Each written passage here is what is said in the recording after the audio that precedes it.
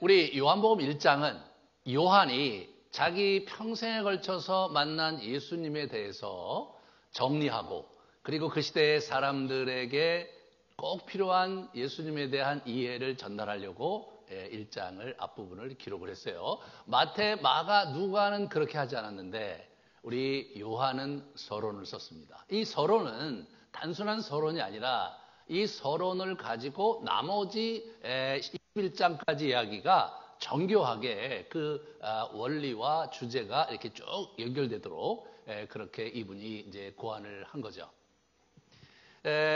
마태, 마가, 누가도 어떤 계획과 전략을 가지고 책을 기록했지만 요한만큼 탁월하게 기록하지는 못했어요. 요한만큼 정교하게 기록하지는 못했어요. 요한 계시록을 쓴 사람이잖아요. 요한 계시록은 아주 정교한 구조로 아주 그 이름이 나 있습니다. 그 정교한 구조를 파악하지 않은 채 요한 계시록을 이해하고 이렇게 연구하다가 이단에 빠진 사람이 한둘이 아니에요. 지난 2000년 교회 역사 속에서 이 사도 요한의 그림에 덫에 걸려갖고 무너진 사람이 아주 많습니다. 이분의 그 의도와 이분의 그 표현의 단어 하나하나가 나름대로 충분히 이분이 고려하면서 쓰셨던 말씀이다. 이렇게 생각하시고 따라오시면 좋겠습니다. 제가 지난주에 말씀드렸듯이 우리 AD 1세기 후반에 로마 치하에서의 특별히 소아시아 지방에서의 그러한 기독교는 암울한 미래를 예고하고 있었습니다. 황제 숭배 또 이렇게 우상 숭배뿐만 아니라 환락을 즐기는 그런 세속적인 문화가 밀려 들어오고 있었고 또 유대교는 기독교를 내치고 핍박하고 비난하고 있었고 그리고 이제 우리 그 이단들이 또 득세해서 막 흔들리고 있었습니다. 그래서 오죽하면 사도 요한이 담임했던 에베소 교회마저 이렇게 사랑이 식어버리는 첫사랑을 잃어버리는 그런 안타까운 현실을 맞이하고 있었습니다. 그런 시대적 상황 속에서 요한은 정말 무거운 마음으로 이 글을 썼을 것입니다. 그런데 우리가 그 요한이 직면했던 그 삶의 정황과 또 이제 그 교회의 정황을 비춰 볼 때 여러분과 제가 이 시대의 한국교회를 살면서 경험하는 영적인 현실과 아주 많이 닮아 있는 것을 보게 됩니다. 그렇다는 것은 요한의 이 그리스도에 대한 이 영성에 대한 이 메시지의 요약이 여전히 여러분과 저에게 큰 의미가 있는 것이고 우리가 여기에 우리가 어떻게 영성 생활을 하고 어떻게 이 시대를 살아갈지에 대한 그러한 안내가 아주 잘 박혀 있는 것입니다. 함께 보면서 요한의 이야기의 포문을 열어볼까 합니다. 말씀이 육신이 되셨다. 그러니까 요한은 예수 그리스도가 사실은 알고 보니까 말씀이셨다. 그 말씀이 육신이 되신 분이셨다라는 고백을 우리에게 들려주고 있어요. 그 말씀은 태초부터 있었던 창세기 1장부터 있었던 말씀, 하나님이 가라사대 빛이 있으라 하심에 빛이 있었고 라고 말씀하신 그 말씀 그 자체였고 그분이 육신이 되어 이 땅에 오신 것이다. 이제 그렇게 이야기를 풀어가는데 이게 이 말씀이란 말이 로고스라는 헬라어로 이 말씀이라는 말을 기록했기 때문에 그렇기 때문에 사실은 굉장히 많은 오해와 그리고 아주 그 성경을 폄하하는 사람들이 몹시 이제 이것을 공격을 했어요.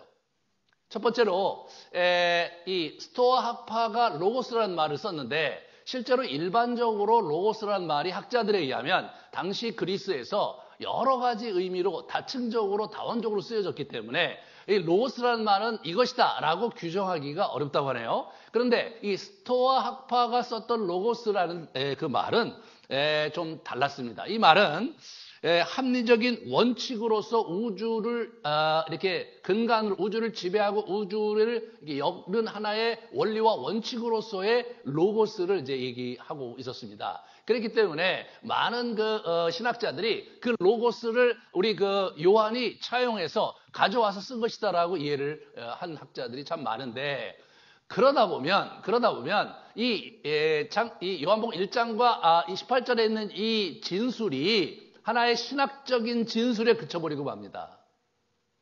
이것은 신학적인 진술 너머에 자기가 직접 만났던 예수 그리스도에 대한 증거거든요. 살아있는 경험을 토대로 한 증거이지 머릿속에서 이성으로 논리로 합리적으로 만들어낸 개념이 정리된 개념이 아니라는 거예요. 이것이 이분이 직접 만나고 경험한 예수 그리스도에 대한 간증이요 고백이어야만이 그게 생명력이 있고 그게 힘이 있는 거죠. 이 부분이 사실은 우리가 잘 주목을 해야 될 부분이에요. 그러므로 여기서 얘기하는 로고스는 이 스토아파의 로고스는 우리 사도 요한이 얘기하는 로고스는 아닙니다. 두 번째로 이단 중에 영지주의 이단이 있었어요. 그래서 이제 그 세상이 이원론으로 해서 물질은 다 악하고 정신은 이게 선하다라는 이런 이원론적 관점에서 전체 영적인 여러 가지 진리를 얘기하는 아주 복잡한 이론인데 거기서 로고스라는 말을 썼기 때문에 아마 그 사도 요한이 그 영지주의를 대적하는 그런 의도를 가지고 이걸 쓴 것이다. 뭐 그런 주장을 하는 학자들이 있어요.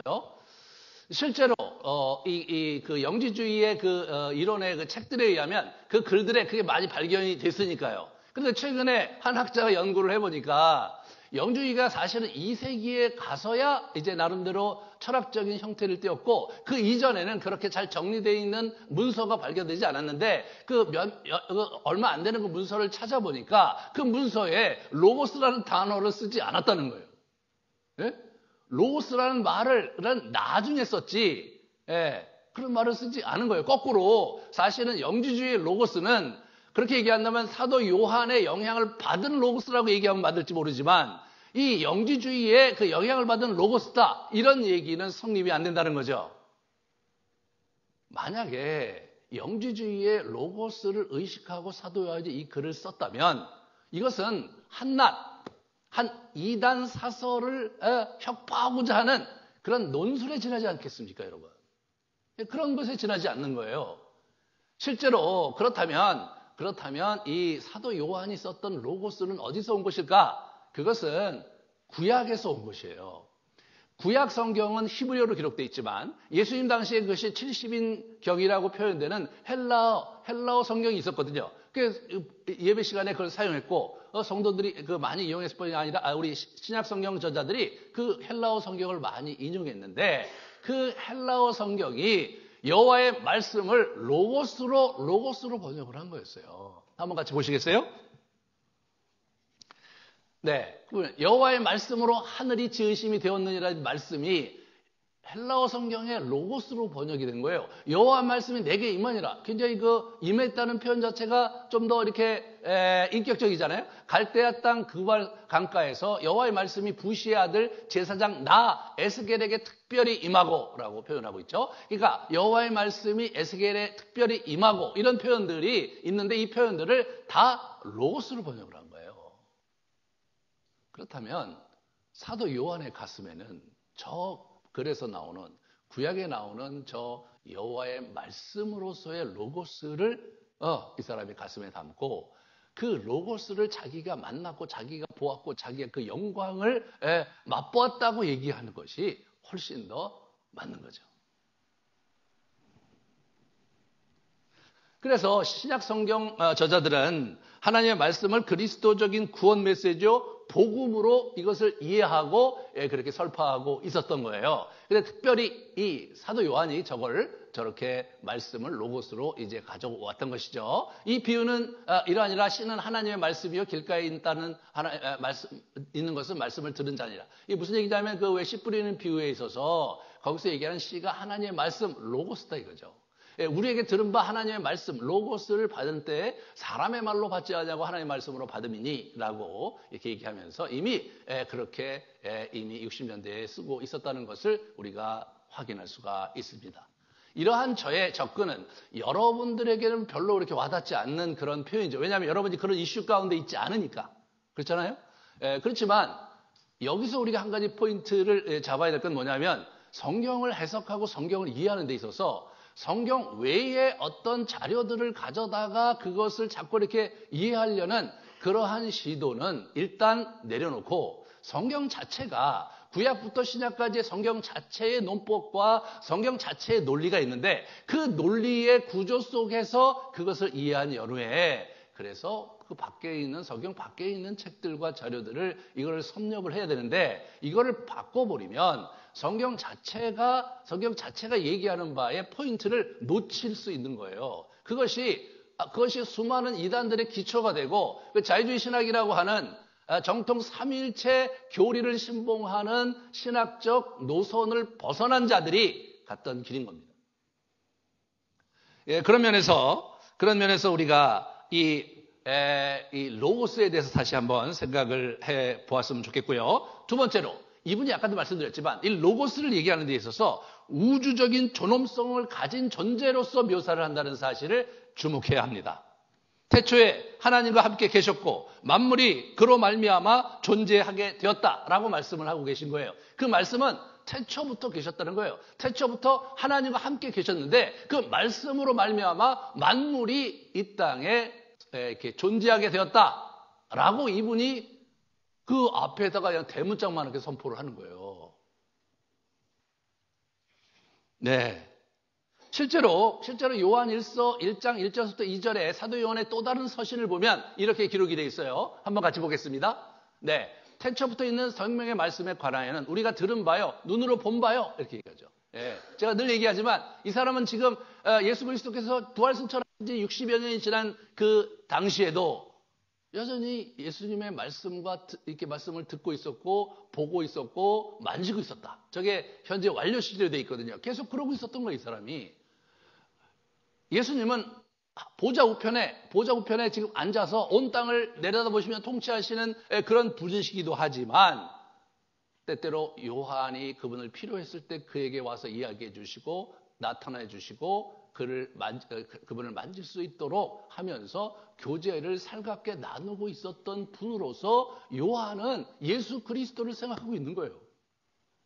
요한은 지금 예수 그리스도가 과거에 내가 정말 젊은 시절에 쫓아다녔던 선생이시고 그분은 지금 십자가에 못 박혀 돌아가셨다가 부활하셔서 그래서 하늘 위에 보좌 우편에 앉으시면서 여기를 구워보시고 내려보시는 정말 위대하신 주권자이시고 천지의 주제이시고 영원히 찬양받고 영광을 받으셔야 할 분이다. 에서 끝나는 게 아니라 그분은 거기 계시기도 하지만 그분은 나의 기도 시간에 나에게 찾아오시고 여전히 나에게 말씀하시고 여전히 나에게 보여주시고 여전히 나이가 만질 수 있도록 나와 만나주시는 분이다.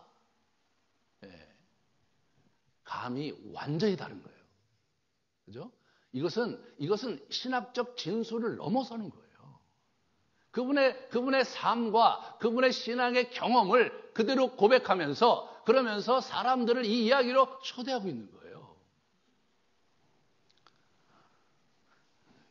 예수님이 사실은 천지를 지으신 분이고 만드신 분이다라는 이 사상은 실제로 사도 바울도 그 얘기를 우리 골로새서 1장에 이렇게 하고 있는 것을 보게 됩니다.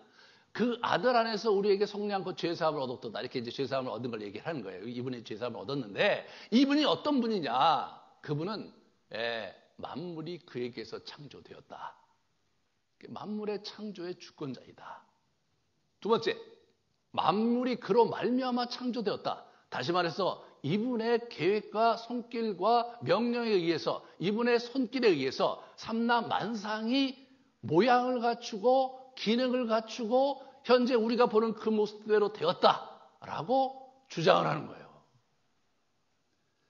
그 이후에 그 다음에 뭡니까? 거기서 끝나는 게 아니고 만물보다 먼저 계시고 만물이 그 안에 함께 섰느니라. 만물이 그분이 붙들고 있다는 거예요. 만물을 붙들고 만물을 운행하고 계시다는 거예요. 이 부분에서 성경은 타협하지 않습니다. 우리가 믿고 우리가 섬기는 하나님은 천지의 주제이시고 천지를 지으셨고 그리고 지금 천지를 운행하시고 계시는 분이며 스스로 자기를 알파와 오메가고 내가 시작했은즉 내가 완결할 것이다라고 주장하시고 선포하시는 분을 여러분과 제가 섬기고 있는 것이에요. 이런 부분에서 사실 최근에 이제 진화론에 대한 얘기가 한국에서도 막 얘기가 되고 있는데 이 허술하기 짝이 없는 이 진화론은 사실은 하나의 사상이고 하나의 철학에 지나지 않지, 그것이 과학도 아니고 진리도 아닙니다. 실제로 히브리서 11장 3절은 이렇게 돼 있어요. 믿음으로 모든 세계가 하나님의 말씀으로 지어진 줄을 우리가 아나니 보이는 것은 나타난 것으로 말미암아 된 것이 아니다. 예. 보이는 게 다가 아니다 이거예요. 하나님의 말씀으로, 예? 말씀으로 이 온 우주가 창조되었다는 것을 어떻게 아느냐? 믿음으로 안다는 거예요. 그럼 믿음으로 아는 게 뭐 그리 그런 거, 저런 거에 대해서 아주 굉장히 과학적인, 그 다음에 이제 이 물리적인 세계관을 갖고 계신 분들은 저걸 상당히 폄하하는 경향이 있어요. 자, 지금 진화론 얘기가 많은데, 진화론은 이제 하나의 예로 연력학 제2법칙에 안 맞아요. 저게 충돌을 하는데, 저 문제를 해결하기 전에는 진화론은 받아들이기가 어려운 이론이에요. 연력학 제2법칙은 엔트로피 법칙이라고 하는데, 이게 뭐냐면, 모든 물체는 시간이 흘러감에 따라 무질서한 대로 간다는 거예요. 자연스러운 것은 무질서한 대로 간다는 거예요. 이게 어떤 힘과 어떤 존재가 의도적으로 그것을 힘을 주지 않는 한 질서로 오지는 않는다는 거예요. 이게 일반적인 자연의 법칙이거든요. 그런데 이게 진화론은 어떻게 되냐면 자연적으로 놔뒀더니 물질이 좀 더 복잡해지고 고도화되면서 고등동물로 이렇게 컸고 여러 가지 종이 생겼다. 그것이 진화론이 얘기하는 바거든요. 그러니까 두 개가 서로 이렇게 충돌을 하죠.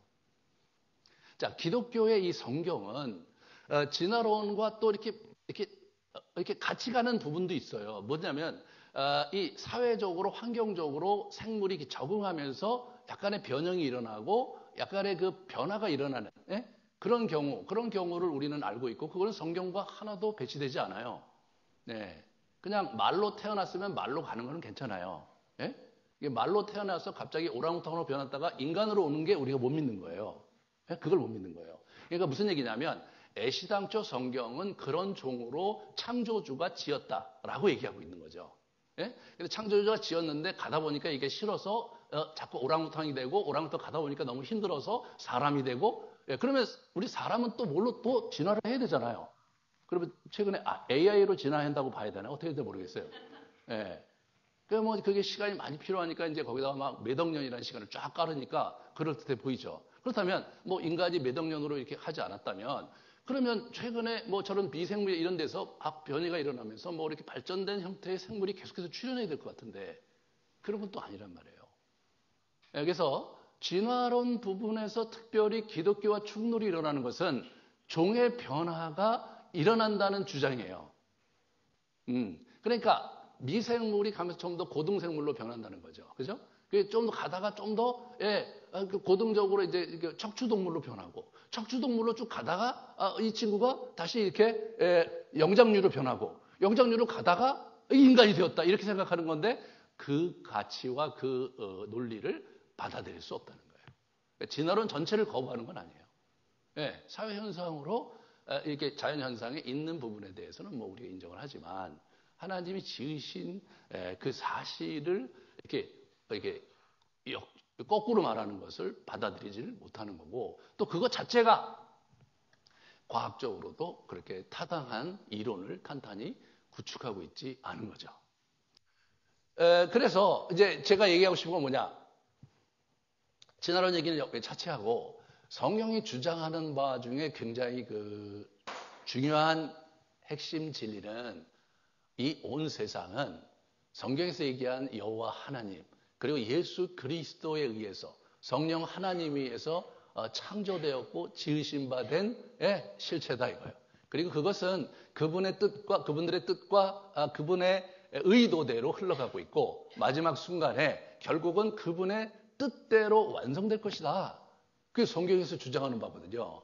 그러므로 여러분과 제가 예수 그리스도를 섬길 때, 그리고 그분을 알아갈 때 그 첫 부분을 놓쳐서는 안 되는 거예요. 그분은 온 세상을 지으신 분이고, 뿐만 아니라 그것을 운행하시고, 뿐만 아니라 그것을 완성하실 당사자라는 것을 놓치시면 안 되는 거예요.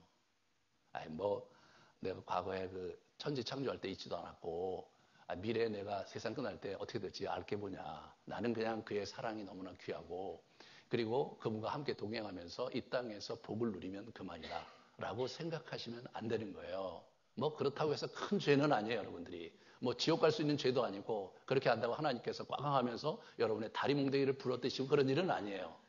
하지만 그분에 대한 예의는 아닙니다. 그분이 진짜 그 천지를 지으신 분이고 천지를 운행하시며 완성을 위해서 지금 불철주야 노력하시는 그분의 선하신 의도와 노력을 폄하하거나 왜곡하거나 무시하는 것은 그분에 대한 예의가 아닙니다.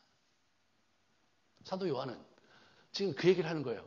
내가 만났던 그 예수님이 그 세례 요한, 자기 스승 그 세례 요한에 의해서 예언됐고 증거됐던 그 예수님이 알고 보니까 바로 그분이 그 창세기 1장에 나와 있던 말씀, 태초에 천지를 지으신 그 말씀, 그 당사자이고 그분이 이 땅에 육신으로 오신 거였다. 이 주장을 막 엄청나게 강하게 1장에다가 거기다가 이분이 틀어 박아놓은 거예요.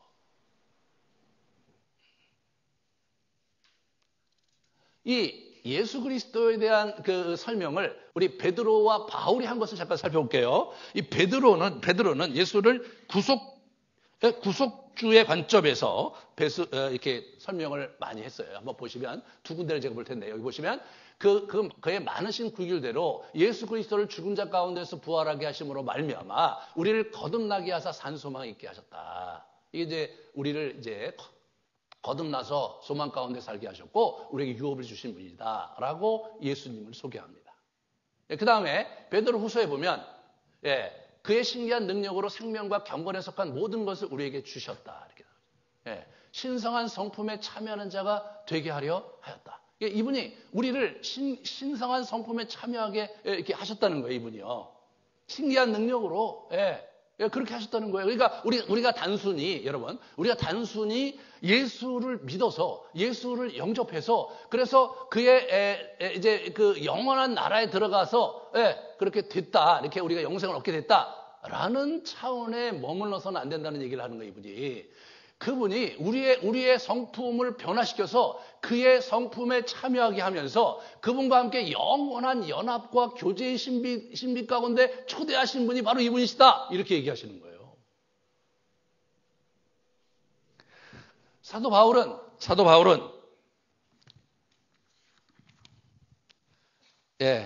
창조주와 구속주 그런 관점에서 이렇게 이제 예수를 소개했어요. 골로새서 1장 14절에서 21절을 이렇게 보시면 그 아들 안에서 우리가 속량 곧 죄사함을 얻은 구원주죠. 아까 읽었던 부분이 있고 맨 밑으로 내려가면 20절에 그의 십자가의 피로 화평을 이루사 만물 곧 땅에 있는 것들이나 하늘에 있는 것들이 그로 말미암아 자기와 화목하게 되기를 기뻐하셨다. 그래서 이분이 만물을 어떻게 지으셨고 그런데 만물이 어떻게 돼요? 화목하게 하는 거예요. 만물. 땅에 있는 것들이나 하늘에 있는 것들이 화목하게 되는 거고. 그러니까 뭔가 전체가 그의 뜻 가운데 얼라인되고 조화롭게 되고 그렇게 되기를 기뻐하셨다 이거예요. 단순히 인간의 죄를 구원하시고 우리를 천국으로 인도하셔서 영원한 생명을 살게 하려고만 이 땅에 오신 분이 아니라 자신이 지으신 만물의 주권자로서의 자신의 의도에 충실하게 자신의 의도에 맞게 전체가 조화를 이루면서 하나로 화목하고 서로 이렇게 멋진 하나의 우주를 만드는 거. 이분이 그거 원하셨다는 거예요. 그거를 기뻐하셨다는 거예요. 그러니까 예수 그리스도의 구원 사역은 우주론적이에요. 예수 그리스도의 구원 사역이 인간론적이 아닌 거예요. 인간을 구속하기 위해서 왔다. 이런 차원이 아닌 거예요. 우주론인 거예요, 우주론. 우주를 온전히 회복하시기 위해서 오셨다는 거예요. 악한 영이 우주를 망가뜨렸기 때문에. 뿐만 아니라 자기 희생적인 구세주로 겸손의 왕으로 이 땅에 오셨습니다. 빌립보세요, 빌립보서. 그는 근본 하나님의 본체시나 하나님과의 동등됨을 취할 것으로 여기지 아니하시고 오히려 자기를 비워 종의 형체를 가지사 사람들과 같이 되셨고 사람의 모양으로 나사 자기를 낮추시고 죽기까지 복종하셨다. 이분이 어떤 분이시냐? 이분이 분명히 본체가 하나님이시지만 그의 동등한 권한을 갖고 계시고 권위도 갖고 계시지만 그것을 전체를 내려놓으시고 사람과 같이 되어갖고 그래서 자기를 몸을 낮추셔서 죽기까지 하나님의 정부의 뜻에 복종하신 겸손한 분이시다 이거예요. 이 마음을 너희가 품어야 된다 이런 얘기하는 거예요. 이 땅에 우주에 있는 어떤 신이 저런 신이 있었냐 말이에요. 자기가 사랑하는 피조물을 자기가 사랑하는 자를 구원하고 사랑하는 자를 온전히 회복하기 위해서 스스로 자기의 모든 지위를 내려놓고 이 땅에 와갖고 사람들처럼 이렇게 지내다가 사람의 모양으로 이렇게 살다가 십자가에 못 박혀 죽었다는 이야기를 가지고 있는 그런 신이 있나 이거예요. 하늘에 있는 자들과 땅에 있는 자들과 땅 아래에 있는 자들로 모든 무릎을 예수의 이름에 꿇게 하시고 그 모든 입으로 예수 그리스도를 주라 시인해서 하나님께 영광을 돌리게 하시려고 그 예수 그리스도의 이름 위에 모든 땅에 있는 것들이나 땅 아래에 있는 것들이나 하늘에 있는 모든 것들 말이에요. 그 모든 것들이 무릎을 꿇게 하기 위해서 명실공히 온 우주의 주권자이신 예수 그리스도에게 무릎을 꿇고 그리고 그 예수 그리스도가 그 영광을 하나님께 올려드리는 그 영광을 이분이 돌리게 하셨다라고 빌립보서에 바울이 얘기하는 거예요.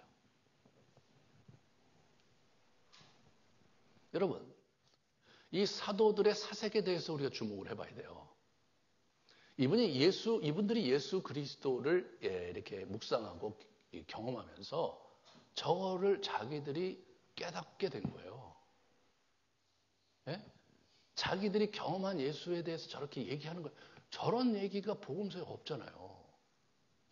예수님이 뭐 자기가 우주에서 왔다 이런 얘기 안 하셨어요. 안 하셨어요. 자기가 그냥 하나님과 동등되다만 얘기하셨어요.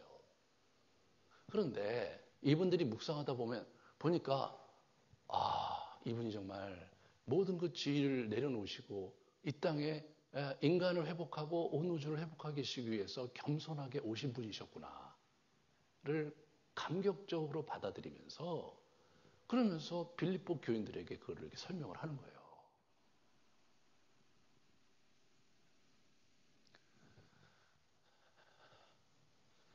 우리가 이제 예수님을 알아가되 이렇게 막 신학적인 용어와 이렇게 그런 것들에 이렇게 국한해서 이렇게 예수님을 그리고 성경에 있는 표현에 국한해서 예수님을 알아가는 것을 넘어서서 그분이 살아계시고 또 지금도 나와 함께 하시고 나와 교제하심으로써 나의 경험적인 언어와 나의 인생에 보여주신 그분의 모습과 그분의 그 특성을 얘기할 수 있어야 된다는 거 아닙니까?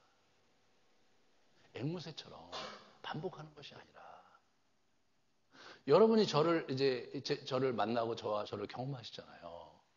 그런데 뭐 천편일률적으로 이재천 목사님 키는 얼마고, 이재천 목사는 배가 좀 나왔고, 이재천 목사는 눈이 좀 나쁘고, 이재천 목사님 머리카락이 계속 없어지고 있고, 이런 어떤 그런 객관적인 것들을 갖고 맨날 그런 얘기만 한다면 여러분은 저를 만난 게 아니죠, 그죠?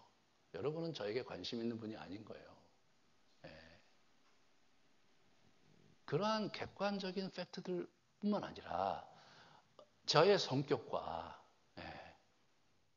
제가 먹는 양이 얼마나 되고 뭐는 못 먹고 뭐는 먹고 최근에 돼지고기를 못 먹다가 또 못 먹는 고기가 또 생겼고 이런 것들에 대해서 디테일하게 여러분들이 알아가면서 저 양반은 이런 걸 좋아하니까 이런 걸 사줘야 되지 않겠냐. 그런 게 저를 알아가는 거고 저의 기쁨이지 않습니까? 근데 여러분들이 그런 저의 변화와 저의 그런 인격적인 특성과 성향에 대해서 잘 모르면서 저에 대해서 막 다른 사람한테 얘기한다면 그거 얼마나 비상적이에요. 그거 얼마나 비상적입니까? 우리 예수님께서 어떤 분이신지에 대해서 얘기할 때 이분들은 이런 아주 깊은 신학적인 어떤 그런 개념을 가지고 아이디어를 가지고 얘기하셨는데 우리 요한은 좀 달라요. 오늘 본문에서 요한은 상당히 라이브한 그런 일반적인 언어로 이걸 표현을 하셨어요. 그래서 한번 같이 정리를 해볼게요. 자, 이분이 3.1에 보세요. 이 태초에 그 말씀이 육신이 되어 이 땅에 오셨다.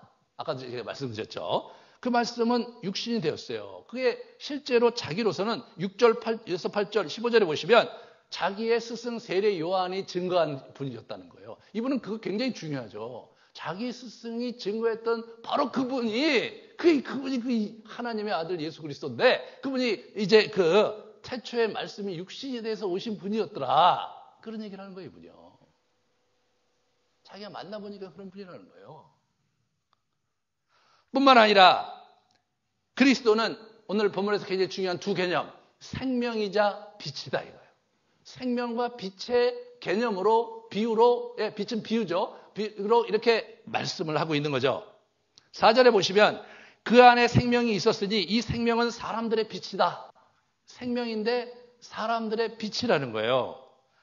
그리고 9절과 10절 이렇게 보시면 세상에 와서 사람들에게 비추었고, 그죠? 그분이 세상에 계셨다 이거예요. 그분이 정말 이 세상에 있었다 이거예요. 너무 감격스러운 거예요.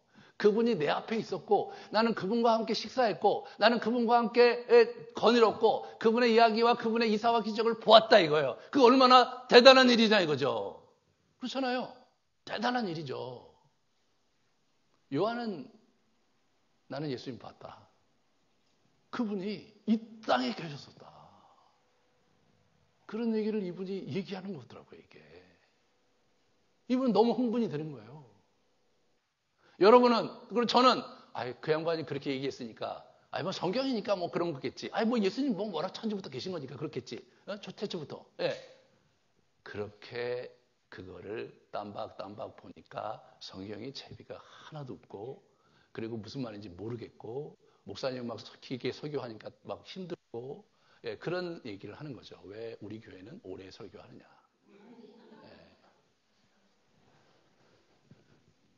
저로서는 오래 설교할 수밖에 없는 열정이 있는 거죠. 왜? 너무 좋으니까. 너무 좋으니까. 그런 거 아니에요? 그런 거 아니에요? 제가 여러분 설교를 얼마나 하겠어요? 앞으로 이제 10년 정도 할 것 같은데. 그 이후로는 못 하잖아요. 그 얼마나 제가 힘들어요. 여러분 무슨 말인지 잘 모르실 텐데. 이 하나님의 말씀을 이렇게 같이 나누고 여러분들과 함께 공감하는 그 시간이 저에게 큰 의미가 있고 행복하거든요. 그거 자체가 존재의 의의이기도 하거든요, 제가. 그런 면에서 이 요한은 자기가 이제 죽기 얼마 안 남았는데 그 예수님 얘기하면서 막 흥분하는 거예요. 그분이 이 땅에 있었어. 이렇게 얘기하는 거예요, 자기가. 그 리얼리티를 여러분이 읽어내실 수 있어야 되는 거예요. 그래야 요한복음이 들어오는 거예요. 이분이 얘기하는 생명이 단순히 그냥 생명, 살아있는 거 이런 게 아닌 거예요. 이분이 얘기하는 생명은 태초부터 있으셔서 온 세상을 만드시고 운행하시고 지금도 살아계시고 지금도 내 곁에 계시고 앞으로도 온 세상을 지배하시고 마땅히 마지막 날 이 세상 전체를 완성하실 그분이 생명을 우리에게 주셨다. 이건 진짜 생명이다. 그렇게 얘기하고 싶은 거예요, 이분이요.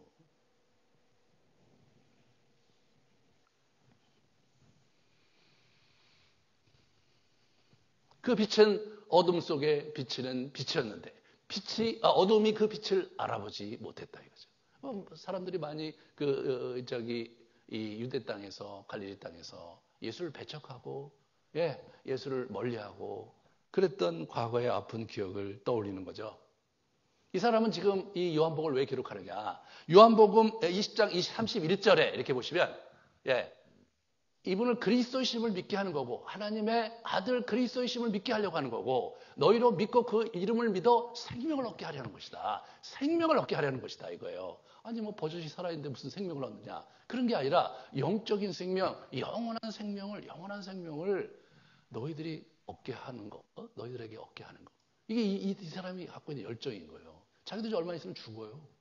이분은 얼마 전에 죽음의 고비를 넘겼던 분이에요. 로마 황제의 상에 절하지 않았다는 이유로 체포돼서 로마에서 끌려가갖고 거기서 독배를 마셨어요. 그래서 살았어.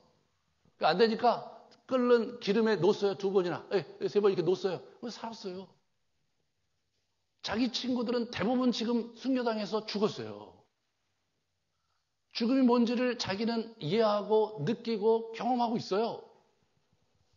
그러한 죽음의 이야기가 만연한 이런 상황 속에서 생명을 얘기하고 있는 거예요. 진정한 생명이 그리스도에게 있다. 우리는 죽어도 사는 것이고 죽을지라도 영원히 존재할 것이다. 예수 그리스도와 함께 그게 우리의 도고 예수님이 바로 그것을 위해서 생명으로 이 땅에 오신 것이었다.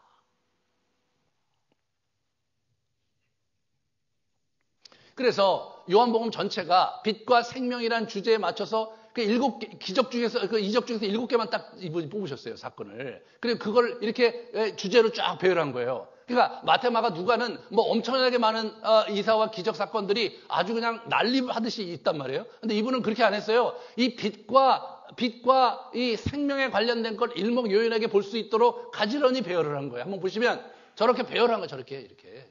가나 혼인잔치, 포도주 기적. 예. 그래서 죽어가는 잔치를 다시 살린 거죠. 사마리아 여인에게 소개하면서 목마르지 않은 물을 내가 주겠다. 생명력을 주는 거. 베데스다 연못가에 38년 된 병자를 가서 그냥 이렇게 세워서 고쳐주시고 오병이어 기적 속에서 몰려오는 사람에게 내가 생명의 떡이다. 그런 얘기를 하셨고 가늠하다가 잡힌 여인들을 살리셨죠. 가서 다시는 그러지 마라. 나도 너를 정죄하지 않겠다. 율법은 생명을 위한 도지 율법은 정죄와 처벌을 위한 도가 아니다. 그 말씀해 주신 거예요. 빛의 축제, 생수의 강 얘기가 나오고 그 다음에 실로암에서 맹인의 눈을 열어 맹인에게 빛을 주신 사건, 죽은 나사로를 살리신 사건. 여러분 이 모두가 생명과 빛에 대한 이야기예요. 마지막으로 이를 위해 십자가에 고난당하시고 부활하신 예수 그리스도 그 얘기가 마지막에 쭉 기록이 돼 있는 거예요. 이분은 생명과 빛이라는 주제로 요한복음 전체를 쭉 이렇게 그려놓으신 거예요. 왜? 그게 제일 중요하니까. 그게 제일 중요하니까. 다른 이야기는 이 마태, 마가, 누가가 쭉 써놓고 그거보다 지금 강조하지 못했던 이 생명과 빛에 대한 이 중요한 주제가 지금 이 시대에 필요하다. 그 얘기를 이분이 하신 거죠. 황제 숭배와 세속적인 그러한 음란한 문화가 거세게 흘러가고 유대교가 핍박을 하고 이단이 출현하고 막 혼란이 일어나고 그리고 교회가 굴절되고 병들어가고 식어져가는 그러한 안타까운 상황 속에서 교회가 막 침몰해가는 안타까운 상황 속에서 우리가 정말 붙잡아야 될 것이 이런 암울한 시대의 빛으로 예수님 우리에게 오신 것이고 이러한 죽음을 예고하고 죽음이 편만한 시대에 생명을 주시기 위해서 그분이 오신 것을 우리가 붙잡아야 된다고 얘기하시는 거죠. 여러분, 여러분의 미래가 암담하십니까? 앞이 안 보이십니까? 주님을 붙잡고 그 빛 가운데 거하십시오. 여러분, 살기가 싫고 여러분이 갖고 있는 그 생명력이 다해가고 있고 아니 살 필요조차 없다고 빨리 어떻게 끝냈으면 좋겠다고 생각하시는 분이 혹시 있으십니까? 그리스도 안에 진정한 생명을 취하시고 영원한 생명을 위해 여러분의 남은 시간을 값지게 보내십시오. 이게 요한이 우리에게 주는 메시지인 거예요.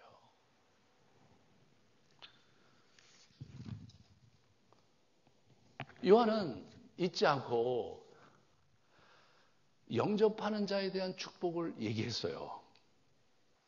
5절과 10절에 보면 어둠은 빛을 깨닫지 못하고 또 알지도 못했어요. 여전히 이 시대에도 여전히 우리가 예수님을 알지도 못하고 예수를 비난하고 예수님을 힐난하는 자들이 많아요.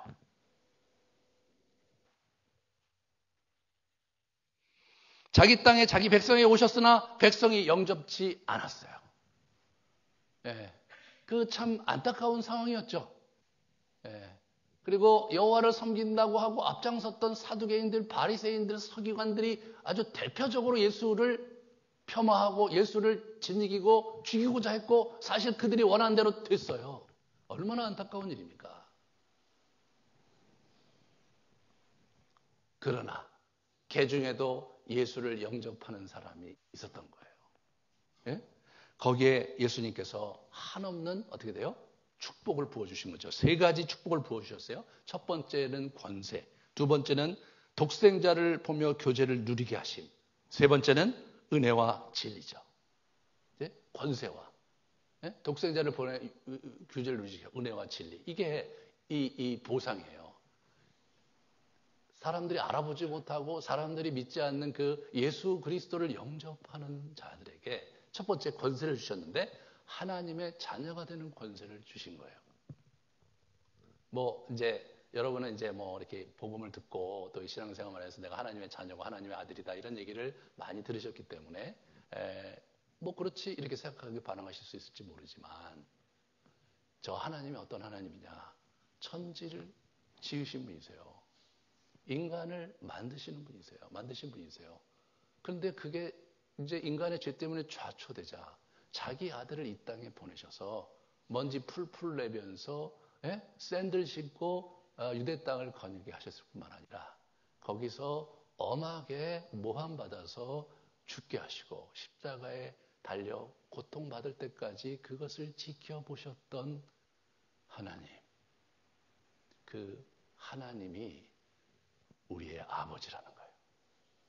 그분은 처음이자 마지막이며 알파이자 오메가이며 지금도 계시고 과거에도 계셨고 앞으로 오실 주 여호와 하나님. 그분이 여러분과 저의 아버지신 거예요. 이거 하나만으로도 그 권세를 주셨다는 것 하나만으로도 가슴 벅차고 영원토록 자랑하고 또 자랑해도 다함이 없을 놀라운 축복인 거죠. 그러므로 여러분과 저는 이 땅에서 참 이렇게 어렵고 때때로 참 힘들게 이렇게 살아가고는 있지만 하나님 나라의 자녀이므로 세상의 고난은 고난이고 어려움은 어려움이고 내가 내 아버지를 위해서 내 남은 생을 어떻게 살아야 될지에 대해서 더 깊게 생각하고 더 많이 생각해야 될 그러한 자격과 의미가 있는 분들이세요. 이렇게 그냥 소소하게 이렇게 매일 그냥 이 일 저 일 막 휩싸이고 그리고 매달 이렇게 수입에 있어서 우리가 전전긍긍하며 이렇게 살아가고 아이들 때문에 시달리고 또 가족의 여러 가지 이슈 때문에 힘들고 직장에서 여러 가지로 번민에 휩싸이면서 살아가고 있지만 그것이 우리 인생의 다라면 우리는 얼마나 불행한 사람입니까? 그것이 우리 이야기의 전부라면 이 세상에 살 맛이 안 나지 않겠습니까? 우리는 그 이야기를 갖고는 있지만 그것 이상의 이야기를 소유한 하나님의 자녀들입니다. 그러므로 여러분이 마음 먹고 그분께 달려든다면 여러분이 마음 먹고 하나님 나라의 의를 위해서 분연히 일어선다면 여러분의 삶은 놀라운 변화가 있을 것입니다. 두 번째로 거기서 끝나는 것이 아니라 독생자이신 예수를 교제할 수 있는 그 영광을 볼 수 있고 터치할 수 있는 존재로 우리에게 보내주셨습니다.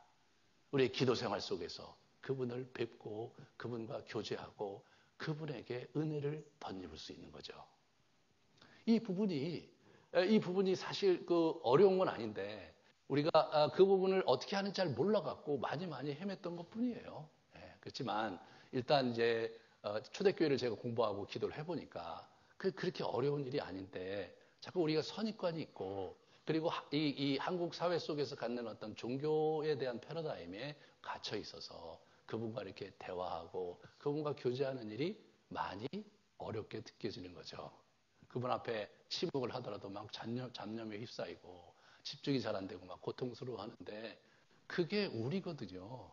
집중이 안 되고 그 앞에 차렷했는데 차렷이 안 되는 존재가 나라는 사실을 받아들이며 그러함에도 불구하고 이런 나에게 기대를 가지신 예수님을 의지하고 의지적으로 그분 앞에 머무르는 시간을 갖는다면 우리의 삶은 참으로 귀한 삶으로 성장해 갈 것입니다.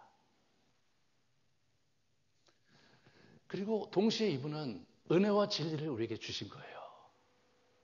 은혜와 진리를 주신 거예요. 은혜는 뭡니까? 자격 없는 자에게 준 선물이죠.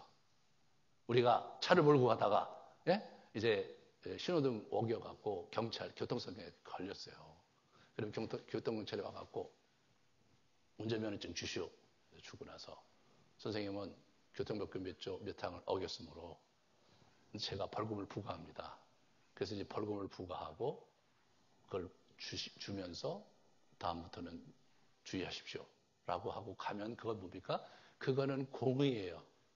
공의예요. 공의는 썰렁하고 비록 우리가 잘못했지만 기분 되게 안 좋은 하루를 보내야 되는 거죠. 하지만 이 사람이 아니 무슨 일인데 도대체 신호등도 못 보고 그렇게 가는 겁니까?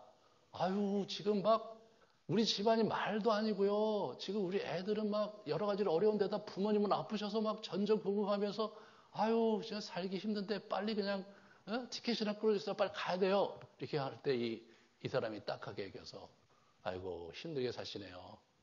제가 뭐 딴 거는 드릴 수 없지만 오늘은 없던 일로 하겠습니다. 예, 마음 편히 돌아가시고 가족들을 잘 돌보십시오. 이런 걸 우리는 뭐라고 그래요? 이런 걸 자비라고 하는 거예요. 그런데 이분이 아니 그렇게 힘들게 사십니까? 아니 부모님은 어디가 아프신데요? 병원에 아이고 그러시군요. 애들은 어디 있습니까? 애들은 또 애들대로 뭐 이런 때문에 막 지들이 싸우고 그래서 엄마가 아이들에게 가 있고 나는 부모님 찾아갑니다. 아유 힘드시네요. 제가 이거 얼마 안 되지만 최근에 보너스가 생겼는데 이거 50만 원인데 이거 받으시고 가서 좋은 거 사 먹으시고 부모님 병원비에 보태 쓰세요. 살다 보면 이런 좋은 일도 있다는 것을 좀 생각하시면서 위로를 얻으시면 좋겠네요. 안녕히 가십시오. 이게 은혜입니다, 여러분. 잘한 게 아무것도 없는데 위로뿐만 아니라 50만 원까지 받은 이게 은혜인 거예요. 여러분과 제가 50만 원이 아니라 천지를 주고도 살 수 없는 영원한 생명을 얻었고 영원한 티켓을 얻은 그런 하나님의 자녀들인 거예요. 그게 우리의 은혜인 거예요. 진리. 여러분 진리가 얼마나 중요합니까? 열심히 갔는데 아니라고 그러면 어떻게 해요? 예? 아니라고 하면 어떻게 해요? 예. 우리가 정말 예수 그리스도를 진리로 믿고 우리 인생을 값지게 살았다면 우리의 죽음 앞에 의연하게 그리고 그분 앞에 겸허하게 나아갈 수 있지 않겠습니까? 사랑하는 여러분, 이게 요한이 여러분과 저에게 던진 영성이고 메시지입니다. 이 메시지를 품고 요한의 얘기를 또 함께 재밌게 나누는 그런 여정을 가도록 하겠습니다.